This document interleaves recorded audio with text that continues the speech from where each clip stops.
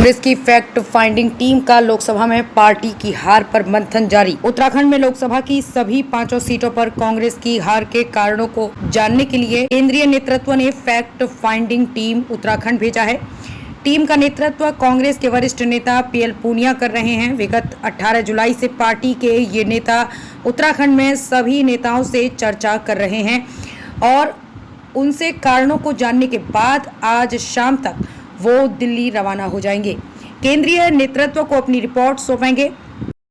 अभी पौड़ी की चल रही है, उसके बाद टिहरी और शाम को हरिद्वार का मामला है।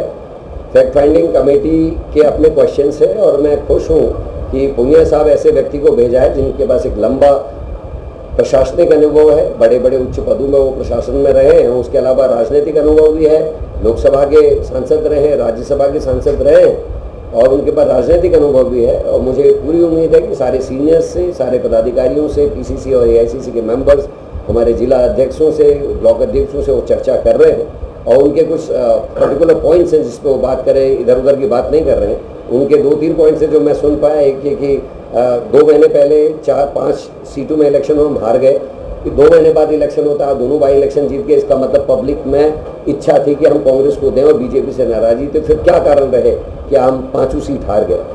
वो साधनों पे संगठन ने काम किस तरीके से किया, ठीक क्या है, गलत क्या है, इस विषय पे और भी अनेकों बातों पे जो मुद्दे हैं उन पर वो चर्चा कर रहे हैं। और मेरा इस समय कुछ कहना ज़्यादा ठीक नहीं है क्योंकि फैक्ट फाइंडिंग कमेटी इस समय मीटिंग कर रही है। कल शाम तक ये मीटिंग करके कंक्लूजन जो निकलेगा आदरणीय पूनिया साहब उसको हाईकमान तक पहुंचाएंगे। जो हमारे को वहाँ से नोट्स आएंगे उसको फिर मैं आपसे शेयर करूँगा। लोकसभा चुनाव में हार के कारणों को लेकर कांग्रेस के इस मंथन पर उत्तराखंड के कैबिनेट मंत्री प्रेमचंद अग्रवाल ने चुटकी ली है। उन्होंने कहा कि विपक्ष जनता से दूर चला गया है। वो हार के कारणों का चाहे जितना भी मंथन करे, जनता में उनको लेकर कोई भरोसा नहीं है। 2014 में भी चुनाव हारे, 2019 में भी हारे और 2024 में चुनाव हारे हैं। उनके अंदर आपसी द्वंद्व ही बहुत है, इसलिए हार के कारणों का मंथन एक औपचारिकता मात्र है। आप जानते हैं 2014 में भी 500 सीटें हारे थे, 19 में भी हारे, आज 24 में भी हारे हैं। तो ये मंथन करते रहे, इनका मंथन खाली औपचारिकता है। आपसी द्वंद्व इनमें इतना है और जनता इनकी झूठ फरेब की जो राजनीति यहाँ कर रहे हैं, जो जनता स्वीकार नहीं करती है। तो मंथन तो इनको वो करना चाहिए कि जनता के लिए काम करें। मंथन ये करना चाहिए कि जनता के हित में काम करें। ये जो झूठ फरेब की राजनीति के आधार पर राजनीति करना चाहते हैं या किसी प्रकार के हर मुद्दे पे राजनीतिक का स्वार्थ ढूंढते हैं, तो निश्चित रूप से यहाँ की जनता बर्दाश्त नहीं करती है, स्वीकार नहीं करती है। और उसी का कारण है कि लगातार ये 3 बार लोकसभा के चुनाव हारे हैं। इस प्रकार का मंथन मुझे करने के बजाय लगता है कि इनको मंथन आपसी में जो इनका विवाद है, जो आपस में इनके द्वंद्व हैं या जिस प्रकार से जनता से दूरी बनाए हुए हैं, एक सिर्फ जनता को जैसा ये पहले सिर्फ ये समझते कि हम जैसा चाहेंगे जनता वोट देगी। आज जनता बहुत जागरूक है, ये उस पर मंथन करेंगे, जनता इनके साथ कैसे जुड़ सके तो ज़्यादा बेहतर होगा। क्योंकि आप जानते हैं 2014 में भी 500 सीटें हारे थे, 19 में भी हारे, आज 24 में भी हारे हैं।